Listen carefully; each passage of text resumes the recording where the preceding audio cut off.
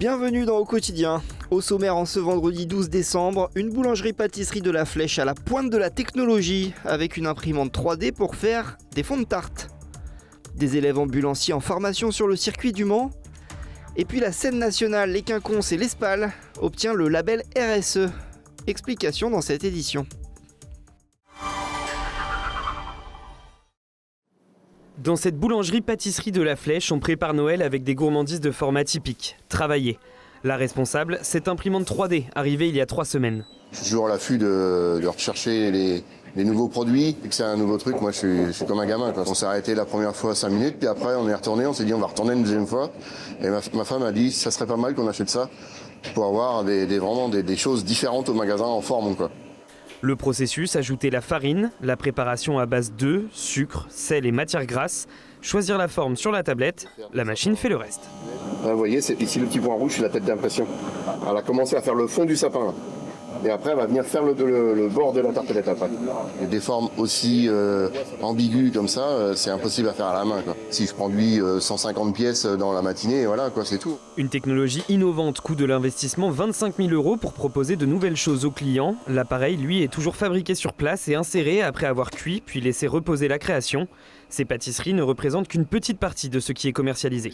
Il a toujours le même boulot, hein, parce qu'on a gardé au magasin nos tartelettes rondes, nos tartelettes carrées, et il aura toujours le même travail. Nous, ça a été un plus pour innover encore mieux, d'avoir des produits encore plus au magasin, quoi. Pour les formes créées, chaque saison apportera son lot de surprises, probablement des cœurs à la Saint-Valentin, mais d'autres projets émergent. Une très bonne cliente qui est fan de voitures sportives, et elle m'a demandé de faire un fond de tartelette comme ça, en forme de Porsche. Et c'est mon challenge pour la semaine prochaine. Cette technologie ne compte qu'une trentaine de machines en France. Elle est pour l'instant la seule dans le département.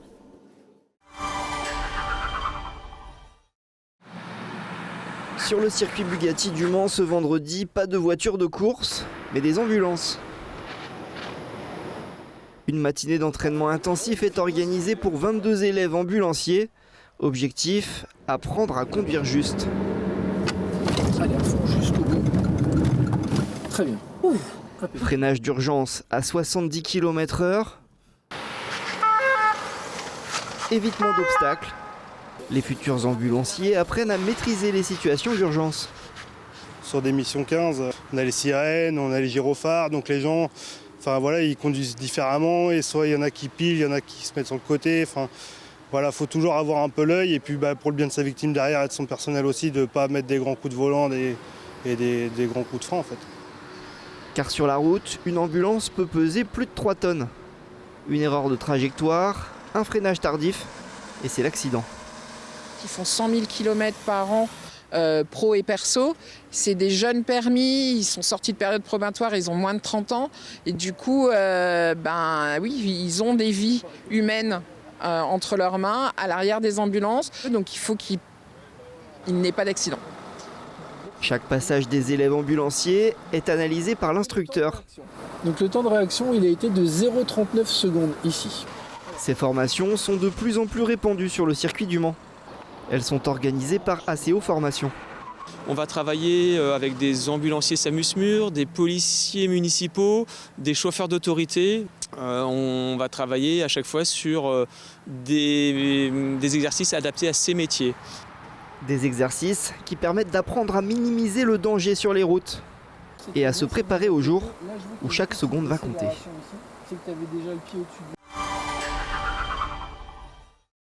Je suis au Quinconces, l'Espal, scène nationale du Mans, le théâtre tout simplement, qui vient d'obtenir un label très impactant et très engageant pour toutes les équipes, une quarantaine de personnes, collaboratrices, collaborateurs qui travaillent au Quinconces, l'Espal, un label RSE. La RSE, c'est quoi ? On pose la question à un consultant qui a travaillé avec les Quinconces, l'Espal et à une des membres de l'équipe, membre du comité de pilotage. Donc la RSE, c'est la contribution d'une entreprise ou d'une organisation au développement durable en tenant compte des attentes de ses parties prenantes.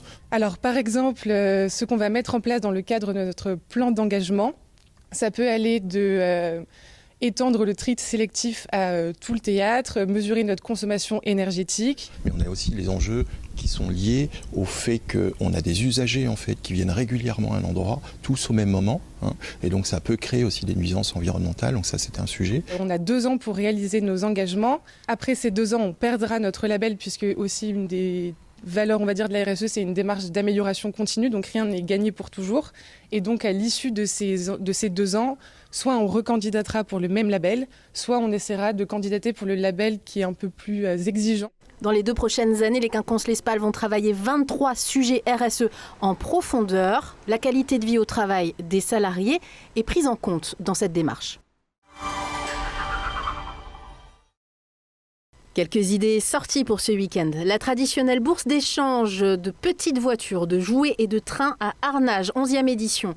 C'est dimanche 14 décembre, toute la journée à la Bulle, rue de l'Hôtel de Ville. Restauration sur place, entrée 2 € pour les plus de 12 ans. Toujours pour mettre sous le sapin, avis aux amateurs de livres et de vinyles, les marchands de la mensuelle reprennent leur quartier samedi 13 décembre de 8h30 à 17h, place des Jacobins et autour du cinéma. Également ce samedi, une gratiféria est organisée par l'association Equana. Ça se passe au Plongeoir, Cité du Cirque, arrêt de bus Saint-Martin au Mans. Tout est gratuit et tout peut s'échanger en fonction de vos possibilités et envies. C'est ouvert de 10h à 12h30 et de 14h à 17h. Enfin, samedi après-midi, à partir de 15h au spot du Mans, le collectif Légitime Obstruction organise un concours international de breakdance. Grand spectacle garanti, entrée 10 €.